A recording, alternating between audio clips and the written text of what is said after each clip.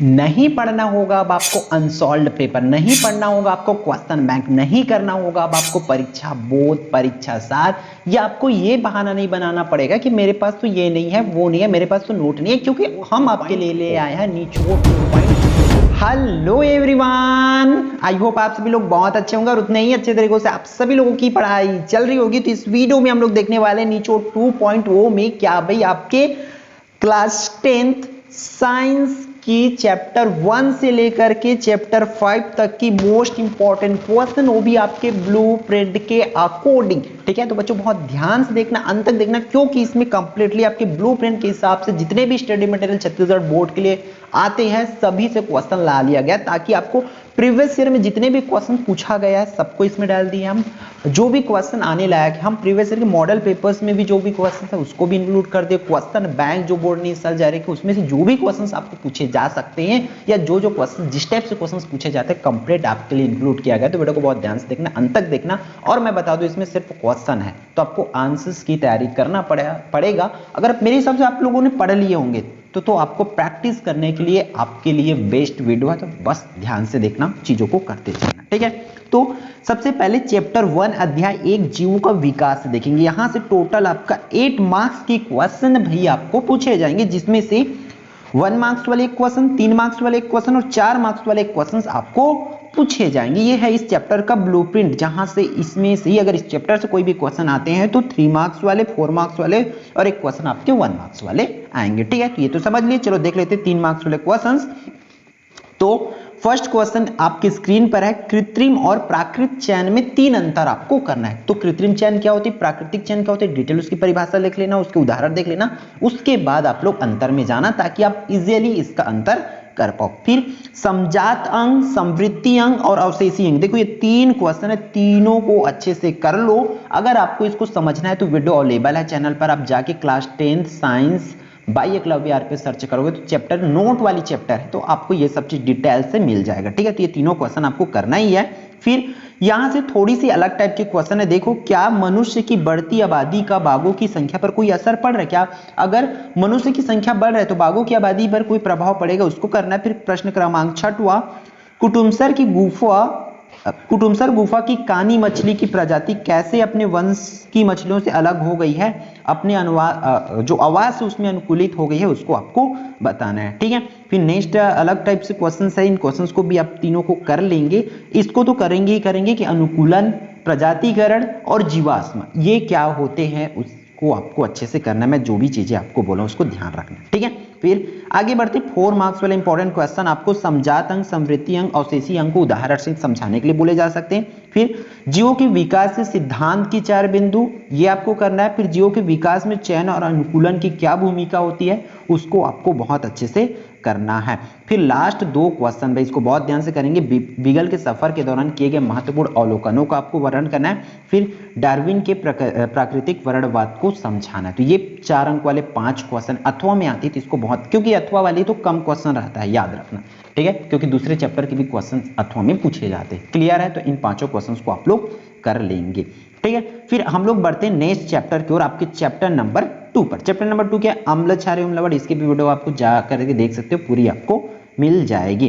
Blueprint क्या है भाई, ब्लूप्रिंट समझ लो 1 मार्क्स वाली 2 क्वेश्चंस पूछे जाएंगे और 2 नंबर वाली 1 क्वेश्चन और 4 नंबर वाले 1 क्वेश्चन, मतलब एक छोटा करना पड़ेगा और एक बड़ा क्वेश्चन करना पड़ेगा। देखो छोटे अंक के लिए आपको किस टाइप से क्वेश्चन पूछे जाएंगे, देखो 2 अंक वाला है तो नंबर ज्यादा होंगे भाई। देखो पीएच मान क्या है उसको आपको करना ही है कि पीएच मान क्या होता है। तो इसमें कई बच्चों को कंफ्यूजन होता है, पावर ऑफ हाइड्रोजन ले या पावर ऑफ पोटेंशियल ले, ऐसा।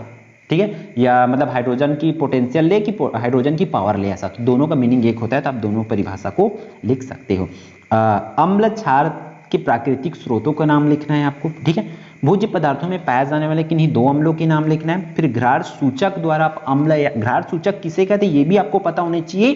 फिर उस घ्राण सूचक के द्वारा आप अम्ल और क्षार की पहचान कैसे कर सकते हैं ये आपको बताना है। ठीक है, फिर आगे बढ़ते तो सूचक से याद आया कि आप प्राकृतिक सूचक, कृत्रिम सूचक, घ्राण सूचक, ये तीनों सूचक अच्छे से करेंगे। ठीक है, फिर नेक्स्ट क्वेश्चन, ताजे दूध का जो पीएच मान 6 होता है लेकिन दही बन गई तो उसके पीएच मान में क्या परिवर्तन होगा उसको आपको लिखना है। फिर नेक्स्ट क्वेश्चन की बात करें कि अचार को तांबे एल्यूमिनियम के बर्तन में क्यों नहीं रखा जाता, इसको करना बहुत आसान है, आसान इसकी आंसर ठीक है। सुरेश एक दृष्टिबाधित छात्र, ठीक है, मतलब वो देख नहीं पाते हैं, वे किन किन सूचकों के माध्यम से अम्ल और क्षार की पहचान कर सकते हैं, उसको आपको बताना है। फिर 8वां नंबर की क्वेश्चन, धातु की तनु हाइड्रोक्लोरिक अम्ल से होने वाले, तो धातु की रासायनिक गुण आप देख लो वीडियो में जा करके, क्योंकि वहां से, क्योंकि जरूरी नहीं है कि आपको तनु हाइड्रोक्लोरिक अम्ल बोल दे, धातु का क्षार के साथ क्रिया होता है तब क्या होगा ये बोल सकते हैं, है ना, इस तरीके से अलग अलग बोल सकते हैं। तो आप चीजों को समझते हुए चलना है।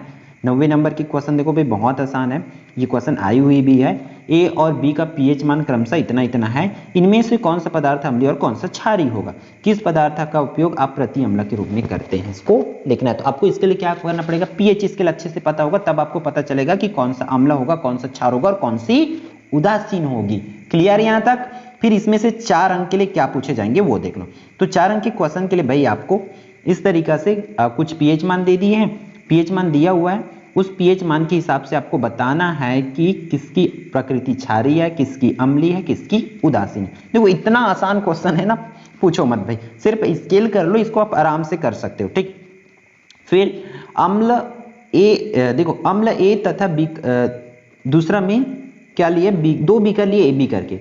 अम्ल ए का जल में आंशिक आयनन होता है, जबकि अम्ल बी का जल में पूर्ण आयनन होता है। तो इस आधार पर आपको बताना है, मतलब एक तो आंशिक रूप से घुलता है और एक जो है पूर्ण रूप से घुलता है, तब आपका क्या होगा उसको करना है। तो देखो इसका ए तथा बी में कौन सा दुर्बल अम्ल और कौन सा प्रबल होगा उसको करना है। फिर दुर्बल अम्ल किसे कहते हैं, प्रबल अम्ल किसे कहते हैं, प्रत्येक के आपको 2-2 उदाहरण देना है, मतलब प्रत्येक के एक उदाहरण भी कर सकते हो, ठीक। ये वाले क्वेश्चन भी कर सकते हो, बहुत आसान है, इन्हीं टाइप से क्वेश्चंस पूछे गए हैं आपको भाई, याद रखना, ठीक है। हम पूरे प्रीवियस ईयर के क्वेश्चन सब कुछ आपके लिए किए ताकि आपको सटीक हो पाए। तो सब चीज को कर लेना अच्छे से, कौन दुर्बल होगा, कौन दुर्बल प्रबल होगा, सभी चीजों को अच्छे से करना।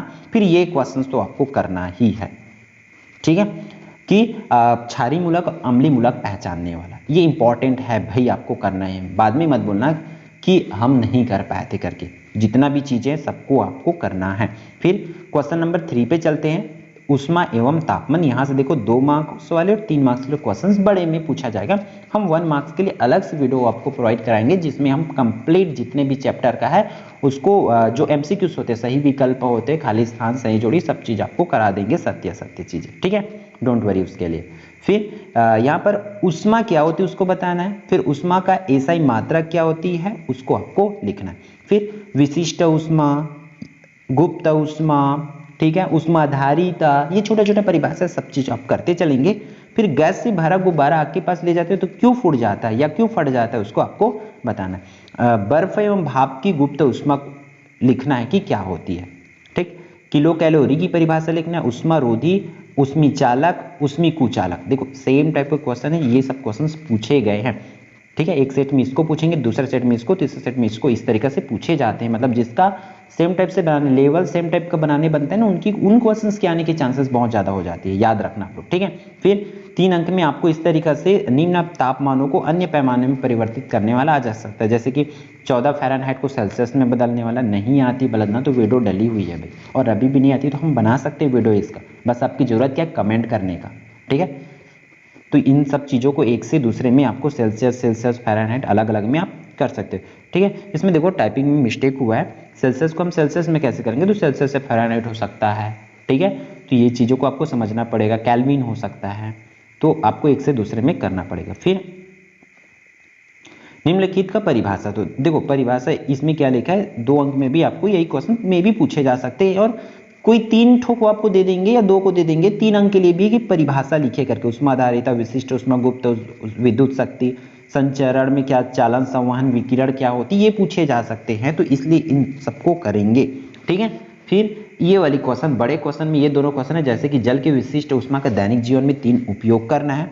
फिर केल्विन पैमाने वाले थर्मामीटर न्यूनतम और अधिकतम तापमान को चित्र के द्वारा दिखाना है, ये आप कर सकते हैं, ठीक है। बस इतना ही क्वेश्चन है, ये तो सब सेल्सियस में कन्वर्ट करने वाला है, वो आप कर सकते हो, ठीक है। तो इतना बहुत ध्यान से आप लोगों को करना है, इतना कर लेते हो तो आपकी तैयारी, आप मान के चलो कि आपकी तैयारी है जो अच्छे लेवल की हो गई है, ठीक है। तो फिर आगे बढ़ते हैं हम हमारे चैप्टर नंबर 4 पर। चैप्टर नंबर 4 आपकी स्क्रीन पर है, क्या बोला जा रहा है इसमें, तत्वों का आवर्ती वर्गीकरण। इसकी भी पूरी वीडियो आपको मिल जाएगी, 3 मार्क्स, 2 मार्क्स और 3 मार्क्स क्वेश्चन इस चैप्टर से पूछे जाएंगे। तो देखो 2 मार्क्स वाले क्वेश्चन क्या क्या है इसमें। मेंडलीव की आवर्त सारणी में कुछ रिक्त स्थान छोड़े गए थे, उनमें रखे गए तत्वों के नाम बताना है। फिर दूसरे आवर्त में तत्वों की संख्या कितनी होगी वो आपको लिखना है। देखो इस चैप्टर का थोड़ा सा पूछने की तरीका अलग अलग हो जाती है ना, तो इन चीज़ों को समझते हुए चलना है पैटर्न को, और इस हिसाब से लिखना है सभी को। फिर ये वाले क्वेश्चंस को तो आप करके रखो, किसी तत्व के इलेक्ट्रॉनिक विन्यास 2 8 1 है, आवर्त सारणी में इसका स्थान बताओ कि वो कहाँ पर होगा करके, ठीक है।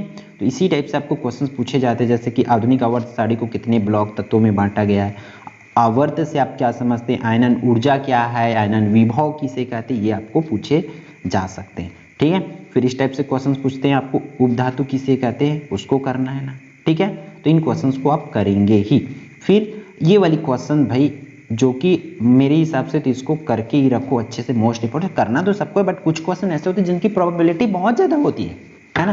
तो इन क्वेश्चंस को आपको करना है कि आधुनिक आवर्त सारणी में ऊपर से अगर नीचे या बाएं से दाएं जाने पर निम्न गुणों में क्या परिवर्तन होता है, संयोजकता में, परमाणु आकार, आयनन विभव, विद्युत ऋणता, इन चीज़ों को आपको करना ही है।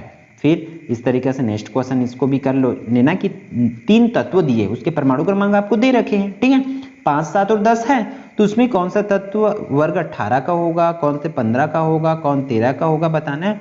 और इसमें से देखो नेक्स्ट क्वेश्चन, एक तत्व के इलेक्ट्रॉनिक विन्यास दे रखी है आपको कि 2 8 1 है, तब उस तत्व का आपको इस तरीके से देखो नाम बताना है, उसकी संयोजकता क्या होगी, किस समूह का तत्व होगा आपको लिखना है। इस टाइप से क्वेश्चंस पूछे जाते हैं। फिर मेंडलीव की आवर्त सारणी की विशेषताएं, कमी, ठीक है। सभी नियम को करेंगे, जैसे त्रिक नियम, अष्टक नियम, ध्यान रखना सभी चीजों को सटीक आपको करना है, ठीक। तो सभी क्वेश्चंस को बहुत ध्यान से कर लेना। फिर लास्ट क्वेश्चन पर चलते, क्वेश्चन नंबर 5 पर। हमारा पर्यावरण पारिस्थितिक तंत्र ऊर्जा का प्रभाव, इसमें एकदम डिटेल। अब पारितंत्र करोगे तो पारितंत्र के घटक करोगे, घटक के बाद उसके प्रकार करोगे, फिर ऊर्जा पिरामिड करोगे, धातु पूरा पिरामिड करोगे, तो उसमें से ही लगभग क्वेश्चन पूछे जाएंगे। देखो सबसे पहले पारितंत्र के घटक, मैं बोला हूँ सिर्फ घटक के नाम लिखना है, जैविक घटक, अजैविक। तो जैविक घटक किसे कहते हैं वो भी आपको पता होना चाहिए, उसकी परिभाषा क्या है और उसकी उदाहरण आपको पता होना चाहिए। फिर जैव भार किसे कहते हैं उसको आपको बताना है। फिर पारितंत्र के प्रकार, मैं बोला हूँ पारितंत्र के प्रकार आपको करना है, प्राकृतिक और कृत्रिम होता है। तो प्राकृतिक पारितंत्र किसे कहते हैं और कृत्रिम पारितंत्र किसे कहते हैं, उसको परिभाषा और उदाहरण आपको पता होना चाहिए, ठीक है। फिर पारितंत्र किसे कहते हैं, ये देखो आगे क्वेश्चन, पारितंत्र या पारिस्थितिक तंत्र, पारिस्थितिक शंकु क्या होते हैं या पिरामिड क्या होते हैं, ये आपको क्वेश्चन पूछे जा सकते हैं। खाद्य जाल, खाद्य श्रृंखला आपको कह रहा है। पारिस्थितिक तंत्र में अपघटकों की क्या भूमिका होती है, जो अपघटक होते हैं उसकी क्या भूमिका होती है, ये आपको सिंपल से पूछे जा सकते हैं कि अपघटक अपमार्जक क्या होते हैं, ये आपको करना है। फिर देखो बोला था जैव अजैव अपघटक, क्वेश्चंस आ रही है ना, ये सब की क्वेश्चंस ही करना है। 2 मार्क्स वाली क्वेश्चन आती है तो बहुत बड़ा क्वेश्चन इस चैप्टर से करना नहीं है, तो इन क्वेश्चंस को करते चलो, आपकी तैयारी।